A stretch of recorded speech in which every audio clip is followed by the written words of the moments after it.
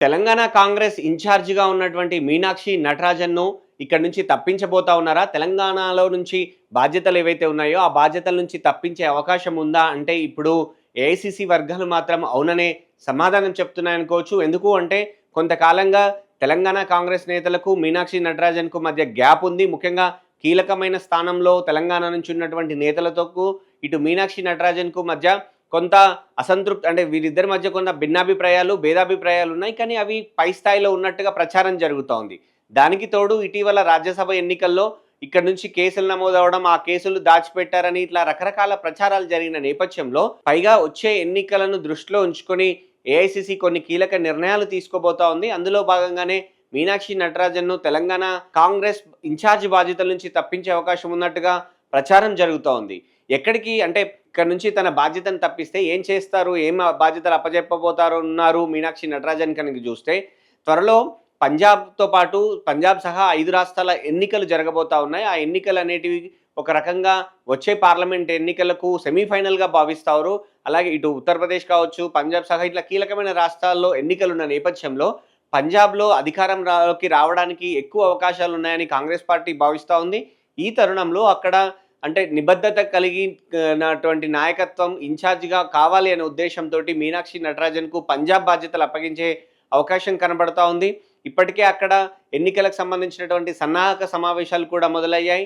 అక్కడ ఆప్ ఏదైతే అధికారంలో ఉందో, అధికారంలో వచ్చిన తర్వాత ఆప్‌పై తీవ్రమైనటువంటి వ్యతిరేకత ఉన్న నేపథ్యంలో కాంగ్రెస్ పార్టీ ఎలాగైనా గెలవాలి అని చూస్తా ఉంది. అలాగే అక్కడ శిరోమణి అకాలీదళ్ కావచ్చు, అలాగే బీజేపీ తమ ప్రయత్నాలు ఉన్నప్పటికీ కూడా కాంగ్రెస్‌కు ఎక్కువ ఛాన్స్ ఉంది. సో, కరెక్ట్ నిబద్ధత కలిగినటువంటి నాయకత్వం ఉండాలి అనే ఉద్దేశంతోటి పంజాబ్ బాధ్యతలు అప్పగించే అవకాశం ఉన్నట్లయితే ప్రచారం జరుగుతోంది.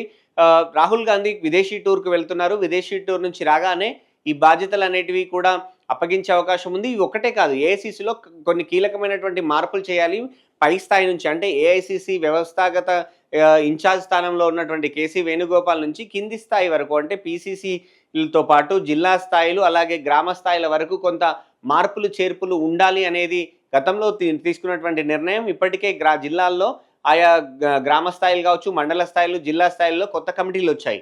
అలాగే పీసీసీలకు చాలా రాష్ట్రాల్లో కొత్త కమిటీలు వస్తున్నాయి. కానీ ఏఐసీసీలో ఇంకా మార్పులు జరగలేదు. కాబట్టి ఏఐసీసీ మార్పులు అనేటివి వెంటనే టేకప్ చేయాలన్నటువంటి ఉద్దేశంతో పార్టీ అధిష్టానం కూడా ఉన్నట్టుగా తెలుస్తోంది.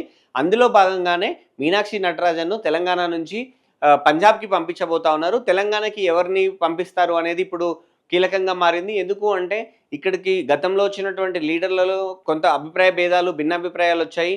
అంటే ముందుగా ఠాగూర్ దగ్గర నుంచి మొదలైనటువంటి ఈ అసంతృప్తులు, ఈ భిన్నాభిప్రాయాలనేటివి కొనసాగుతూనే ఉన్న నేపథ్యంలో అందరికీ యోగ్యమైనటువంటి ఒక కీలకంగా పనిచేసి అంటే పదవుల్ని చేసినటువంటి నాయకుడిని ఇక్కడికి ఇన్ఛార్జిగా ఇస్తారు అని చెప్పి ప్రచారం జరుగుతూ ఉంది. అలాగే ఇక్కడ తెలంగాణలో ఉన్నటువంటి అంటే గతంలో వంశీచంద్ర రెడ్డి కావచ్చు, అలాగే సంపత్‌కు ఏఐసీసీలో ప్రాతినిధ్యం ఉంది. కానీ ఇప్పుడు వారి స్థానంలో కొత్త వారిని కూడా తీసుకునే అవకాశం ఉంది. అంటే మధుయాష్కి గౌడ్‌తో పాటు అలాగే షబ్బీర్ అలీ ఇలాంటి ఒకరిద్దరు నేతల్ని ఏఐసీసీలోకి తీసుకోవాలి, ఏఐసీసీ బాధ్యతలు అప్పగించాలి అనేది కొంత చర్చ జరుగుతా ఉన్న నేపథ్యం కూడా ఉంది. కాబట్టి మొత్తంగా అయితే ఏఐసీసీ పునర్వ్యవస్థీకరణ జరగబోతా ఉంది.